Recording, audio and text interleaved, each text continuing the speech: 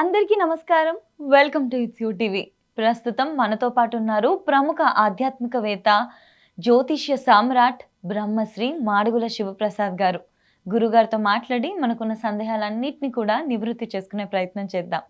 అంతకంటే ముందు ఇటువంటి ఆధ్యాత్మికపరమైన వీడియోస్ కోసం ఇప్పుడే మన ఛానల్ని సబ్స్క్రైబ్ చేసుకోండి. నమస్కారం గురుగారు. ఆశీర్వచనం తల్లి. గురుగారు, ఇందాక మీరు వీడియోలో అయితే మనకి శ్రావణ మాసం గురించి చాలా చక్కగా వివరించారు. ఇంకొక చిన్న సందేహం ఏంటంటే, శ్రావణ మాసంలో అందరూ కూడా వరలక్ష్మి వ్రతం ఎక్కువగా చేసుకుంటూ ఉంటారు. ప్రతి ఒక్క మహిళ కూడా వరలక్ష్మి వ్రతం చేసుకోవాలి అని అనుకుంటా ఉంటుంది. ఎందుకు అసలు ఈ వ్రతం ఎందుకు చేసుకుంటారు? ఈ వ్రతం యొక్క విశిష్టత ఏంటి? మీ మాటల్లో మాకు తెలియజేస్తారా? శ్రీ మహాగణాధిపతయ నమః. ఐం మహాసరస్వత్యే నమః. శ్రీ లలితాంబికాదేవియే నమః. శాస్త్రములో మనకు గ్రంథములో పుస్తకములో చెప్పినటువంటిది ఏమిటి అంటే, శ్రావణ మాసము అంటే పౌర్ణమికి ముందుగా వచ్చడి శుక్రవారము నాడు వ్రతం చేయాలి అని చెప్పినారు. సరే, కొన్ని కారణాల చేత మొదటి వారము, రెండవ వారము, మూడవ వారం, 4 వారాలు వస్తే ఒక్కోసారి 5 వారాలు కూడా వస్తూ ఉంటాయి మన అదృష్టం కొద్దీ. సరే, అది అలా పెడితే మామూలుగా ఈ శ్రావణ శుక్రవారం నాడు ఈ వరలక్ష్మి వ్రతం అనేటువంటిది ఎందుకు చేసుకోవాలి? మనకు అమ్మవారు ఏదైనా ఇవ్వవలసినటువంటిది అమ్మవారే, మూలదేవత. ఎప్పుడు కూడా మనం ఏది కావాలన్నా చిన్నపిల్లలుగా ఉన్నప్పుడు అమ్మ తండ్రి దగ్గర ఇవే అడగం. అమ్మ నాకు ఇది కావాలి అది కావాలని అడుగుతాం. ఆ తల్లి భర్తను అడిగి వీడిది కావాలంటున్నాడు చూడండి అని అడిగితే అడిగి ఇప్పిస్తుంది. ఏదైనా మనకు తండ్రి పుట్టుకకు కారణమవుతాడు. ఆహారాన్ని ఇచ్చేటువంటిది మొట్టమొదటిగా తన పిల్లవాడి యొక్క పెదవులకు తన జీవితాన్ని అందిస్తుంది తల్లి. ఏం కావాలనో అందించేది తల్లి. కనుక మనమంతా కూడా ఒకవేళ మనమందరం కూడా పిల్లలుగా భావిస్తే మూలదేవత జగజ్జనని అమ్మవారినే కోరుకోవాలి ఏది కోరుకున్నా. అటువంటి దాంట్లో భాగంగా శ్రావణ మాసము వరాలు ఇచ్చేటువంటి తల్లి వరలక్ష్మీదేవి.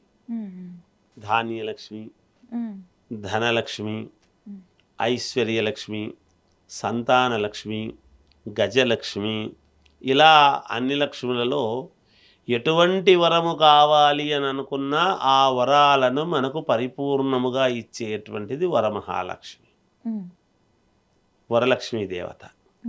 మరి ఆమె వరం కావాలన్నప్పుడు మనం చేసుకోవాల్సినటువంటి విధానం ఏమిటి, ఎప్పుడు చేసుకోవాలి అనేటువంటిది మనం ఆలోచన చేసినప్పుడు పౌర్ణమికి ముందుగా వచ్చేటువంటిది.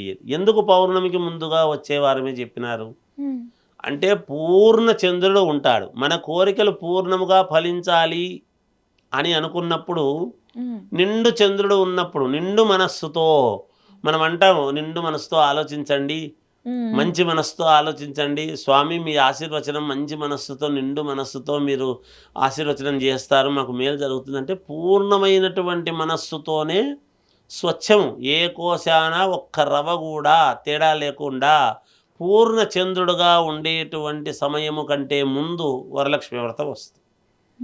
అలాంటి సమయం వచ్చినప్పుడు చంద్రుడు ఎవరు? వరలక్ష్మీదేవికి సోదరుడు. కనుక అందుకనే వరలక్ష్మి వ్రతము చేసినా, ఏ వ్రతము చేసినా, ఏది చేసినా నిజానికి పూర్వం ఏముంది అంటే, పుట్టింటి నుంచి చీర సారే అవి తెచ్చి ఇచ్చేటువంటి వాళ్ళు. ఎందుకు ఆ వరలక్ష్మి వ్రతం చేసుకుంటుంది మా సోదరి, మా చెల్లెలు, మా అక్క వరలక్ష్మి వ్రతం చేసుకుంటుంది అంటే, మా ఇంటి నుంచి, పుట్టినింటి నుంచి పసుపు కుంకుమ గాజులు, ఆమెకు చీర అవి తీసుకుపోయి ఇవ్వాలి. అలా ఇస్తే ఏమవుతుందంటే అత్తగారి ఇంట్లోనూ బాగుంటారు, పుట్టినింటిలోనూ బాగుంటారు. ఇది రక్త సంబంధం. సంబంధాలు పోగొట్టుకోకుండా ఉండటం అనేటువంటిదే కాదు, వాళ్ళ యొక్క పెళ్ళి అయిపోయింది ఇచ్చేసినాము, వాళ్ళ తిప్పలు వాళ్ళది మన తిప్పలు మనది అని కాదు అక్కడ దాని అర్థం. పెళ్ళి అయిపోయినా పుట్టినింటి యొక్క శ్రేయస్సు, అత్తగారింటి యొక్క శ్రేయస్సు రెండిటికి సంబంధించినటువంటిది ఇది వరలక్ష్మి వ్రతం. మనమేమనుకుంటామంటే ఏదో ఒకరికి చేసుకుంటున్నాను, అందుకే ఎంత పెద్దవాళ్ళైనా వరలక్ష్మి వ్రతం చేసుకుంటున్నాము అంటే పుట్టినింటి నుంచి పిలుస్తారు. అందుకే చంద్రుడు సోదరుడు కాబట్టి మంచి మనస్సుతో ఆ పుట్టినింటి వాళ్ళు ఎప్పుడైతే మంచి మనస్సుతో మా అక్క బాగుండాలి 10 కాలాల పాటు ఇలాగే ముత్తైదువుగా వరలక్ష్మి వ్రతం చేస్తున్నంత కాలము మేము తీసుకుపోయి ఇస్తుండాలి అనేటువంటి ప్రేమతో ఎప్పుడైతే తెచ్చిస్తారో వాళ్లకు అంతకంత వాళ్ళింట్లోనూ అతని భార్య కూడా ఒక ఇంటి ఆడపడుచు కదా, ఇంకొకరి ఇంటి నుంచి వచ్చి ఉంటుంది కదా, వాళ్లకు వాళ్ళు తెచ్చి ఇవ్వడం. ఇది ఒక చైన్ లింక్, భగవంతుడు పెట్టినటువంటి లింక్, ఆదర్శప్రాయంగా పెట్టాడు. పాటిస్తాము పాటించము మన ఇష్టం, మనకు ఉండేటువంటి సమస్యల వల్ల. కానీ శాస్త్రం చెప్పిన మాట మనం చెప్తున్నాం, ఎంతమంది పాటిస్తాం అనేటువంటిది భగవతేచ్ఛ. అలా చేసుకుంటూ తర్వాత 16 తమలపాకులు, 16 ఒక్కలు, 16 పసుపు కొమ్మలు, 16 రకాల తాంబూలాలు పెడతాం. ఎందుకు అంటే మనం ఒక మాట వాడతాం చూడండి, 16 నాల అచ్చ తెలుగు ఆడపడచ్చు అని 16 నాలు అంటే ఏమిటి? 16 రోజుల పండుగ అంటారు, వివాహం అయిన తర్వాత 16 నాళ్ల పండుగ అంటారు. ఈ 16 దానాలు ఉన్నాయి, షోడశ దానాలు అనేటువంటివి ఉన్నాయి. ఈ 16 దానాలు అనేటువంటివి ఏదైతే మనం చెబుతున్నామో ఇట్లాంటివి 16 అంటే మనం అందుకే 1116 అని 116 అని ఇలా మనం ఇస్తూ ఉంటాం. ఈ 16 సంఖ్య అనేటువంటిది ఎప్పుడైతే 16 మందికి తాంబూలాలు అనేటువంటిది 16 తాంబూలాలను పెట్టి మనం ఎప్పుడైతే అక్కడ ఒక నోము, వరలక్ష్మి వ్రతం యొక్క నోము మనం ఎప్పుడైతే నోముకుంటామో, మామూలుగా మనము అష్టలక్ష్ములు ఉన్నాయి కదా, ఈ అష్టలక్ష్ములకు అష్టలక్ష్ముల యొక్క భర్తలు ఉన్నాయి కదా. ఏమైంది? అష్టలక్ష్ములు అంటే 8, వీళ్ళకి 8 మంది భర్తలు, అంటే 8 దంపతియుక్తముగా 16 మంది. ఈ 16 మంది యొక్క ఆశీర్వచనము మనకు పరిపూర్ణముగా కలిగి ఆ వరలక్ష్మి వ్రతము నాడు చేసుకున్నటువంటి ఈ వరలక్ష్మి పూజకు మనకు భగవంతుడు అనుగ్రహిస్తాడు. వాళ్ళు ఏ రూపంలో ఉన్న ఈ 16 మంది ఎప్పుడైతే తృప్తి పడతారో అమ్మవారు మనకు ఇస్తుంది. అందుకే వరలక్ష్మి వ్రత కథలో కూడా చారుమతి దేవికి కలలో కనపడి నా వ్రతం చేసుకో పలానప్పుడు అని చెప్పి చేసుకుంటే ఆమె అందరినీ పిలిచి ఒక ప్రదక్షిణ చెయ్యంగానే గల్లు గల్లు అనే శబ్దం రావడం, గాళ్ళకు గజ్జలు వచ్చినాయని, 2వ ప్రదక్షిణ చేస్తే శరీరం అంతా బంగారుమయమైంది, 3వ ప్రదక్షిణం చేసేటప్పటికి ఇల్లు ఊరంతా కూడా బంగారుమయమైంది ఆమె ఉన్నందుకు గాను, ఆమె ఆ ఊర్లో అందరినీ పిలిచి చేసినందుకు గాను. అలా 10 మందిని పిలిచి ఎప్పుడైతే మనకు బంధువులు మన ఇంట్లో వాళ్ళు మాత్రమే అని కాదు, చుట్టుపక్కల ఉండేవాళ్ళు, వెనకింటి వాళ్ళు, కుల మతాలకు అతీతముగా మన ఇంట్లో పని మనిషి కానీ పనిచేసే మనిషి కానీ వచ్చి తాంబూలం తీసుకో అని చెప్పి ఆ రోజు పసబ్ పట్టించుకొని తాంబూలం తీసుకోబో అని చెప్తాము. అప్పుడు మనకు పుణ్యము మేలు జరుగుతుంది. మన ఇంట్లో పని మనిషికి మనం ఇచ్చేది ఏంటి అని అనుకోకూడదు. పని మనిషి అయినా ఆడ మనిషి, అక్కడ స్త్రీమూర్తి, ముఖే ముఖే సరస్వతి, గృహే గృహే శక్తి ఎప్పుడు కూడా.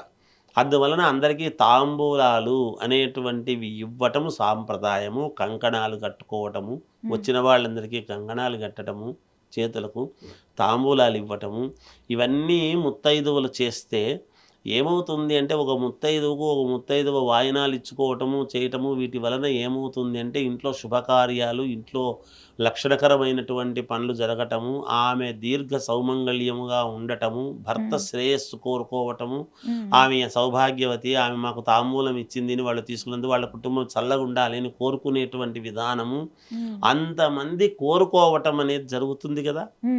అలా జరుపుకునేటువంటి పండుగ వరలక్ష్మి వ్రతం. ఎక్కడ మనము తప్పు చేస్తున్నాము అంటే వరలక్ష్మి వ్రతము నాడు ఆకుపచ్చని చీర ఎర్రరవిక వేసుకొని, మనకు నగలు ఉండొచ్చు ఉండకపోవచ్చు, కానీ నుదుటిన బొట్టు, మనము స్టిక్కర్లు కాదు పెట్టుకోవాల్సింది ఆ రోజు, కుంకుమ పసుపుతో తయారైనటువంటి కుంకుమ బొట్టు పెట్టుకొని పాపిటలో కూడా కుంకుమ పెట్టుకోవటం అనేటువంటిది అవసరము. చేతులకు గోరింటాకు చాలా అవసరము, కాళ్లకు పారాణి గోరింటాకు అవసరము. ఇవి పెట్టుకొని చేస్తే నగలు ఉండొచ్చు ఉండకపోవచ్చు, నగలుండే తీరాలనేది లేదు. ఇవి గనక పెట్టుకొని ఆకుపచ్చని చీర ఎర్రరవికతో ఎప్పుడైతే నోముకుంటారో ఖచ్చితముగా వాళ్ళ జీవితంలో వాళ్ళు ఆ రోజు కోరుకున్నది జరగకపోతే అడగండి, తప్పకుండా జరిగి తీరుతుంది. మీకు ఎటువంటి కోరికైనా అమ్మవారు తీరుస్తుంది. ప్రతి సంవత్సరము మీరు చేసుకుంటారు ఆనందంగా, ఇంకా ఇంకా ఇంకా అద్భుతంగా చేసుకోవడానికి అమ్మవారు మీకు ఇస్తుంది, వరం ఇస్తుంది. మీరు ఏ వరాలు కావాలంటే ఆ వరాలు ఇస్తుంది అమ్మవారు. కనుక అలా చేసుకోవాలి తల్లి. మ్మ్. ఎప్పుడు కూడా వరలక్ష్మి వ్రతం అనేటువంటిది. గురుగారు ఆ రోజు నైవేద్యం ఏం పెట్టాలి అమ్మవారికి? అమ్మ షడ్రసోపేత నైవేద్యం చేస్తారు ఇంట్లో, భక్ష్యము పాయసము అన్నీ చేసుకుంటారు. మ్మ్. ఆ రోజు ఉపవాసం అక్కర్లేదు, చేసేటప్పుడు ఏమీ తినకుండా చేయటం. మ్మ్. నివేదన అయిన తర్వాత అమ్మవారికి అందరికీ మనకు శక్తి కొద్దీ మనం భోజనాలు పెట్టడము, మనం తినటము. మ్మ్. ఇక్కడ ముత్తైదువులు ఇంటికి పిలిచినటువంటి వరలక్ష్మి వ్రతం చేసుకున్నటువంటి ఆమె అందరికీ తాంబూలాలు అన్నీ ఇచ్చి అందరికీ భోజనాలు పెట్టి చివరిలో ఆమె తినడం అనేటువంటిది పాటించాలి. మ్మ్. ఎందుకంటే అతిథి దేవో భవ అన్నారు మొట్టమొదట. అవును. వచ్చినటువంటి లక్ష్ములందరిలో వీళ్ళందరిలో కూడా అమ్మవార్లు ఉంటారు. మ్మ్. మ్మ్. వాళ్ళందరికీ ముందు పెట్టి తర్వాత ఆమె తీసుకోవటం అనేటువంటిది సాంప్రదాయం. మ్మ్. అలా చేస్తే పరమ పుణ్యప్రదముగా ఉంటుంది కాక. గురుగారు ఆ రోజు మన నియమాలు పాటించాల్సింది ఉంటుందా? అమ్మ నియమాలు అందరికీ తెలుసు. ఈ రోజుల్లో మ్మ్. ఏమి లేదు. మ్మ్. మామూలుగా పట్టు చీరలు కట్టుకుంటుంటారు. పట్టు చీరలు పనికిరావు మ్మ్. ఎప్పుడు కూడా. మ్మ్. మామూలు నూలు వస్త్రము కట్టుకుంటే పరమ పుణ్యప్రదం. మ్మ్. ఎప్పుడైనా దేవతా పూజలకు నేను పట్టు చీర కట్టుకున్నా అంటారు. పట్టు ఎక్కడి నుంచి వస్తుంది అనేది ఒక్కసారి ఆలోచన చేస్తే తెలుస్తుంది. మ్మ్. నూలు చీరనే కానిగాక మ్మ్. మామూలు చీర కావచ్చు, కానీ ఆకుపచ్చనిది ఎర్రరవిక మ్మ్. అవి కట్టుకోవచ్చు. కొత్తవి తెచ్చుకొని కట్టుకోవచ్చు. లేని వాళ్ళు ఉతికేసుకొని శుభ్రంగా కట్టుకున్న పరమ సంతోషమే తల్లి. దానికి కాస్త పసపు పట్టించి కట్టుకుంటే అయిపోయింది, మ్మ్. లక్షణకరం అవుతుంది. మ్మ్. పాతదే కదా తెచ్చుకోలేని వాళ్ళు ఉంటారు. ఉన్నంతలో ఏమి పాత చీరైనా మ్మ్. అమ్మవారు ఏం చూస్తుంది?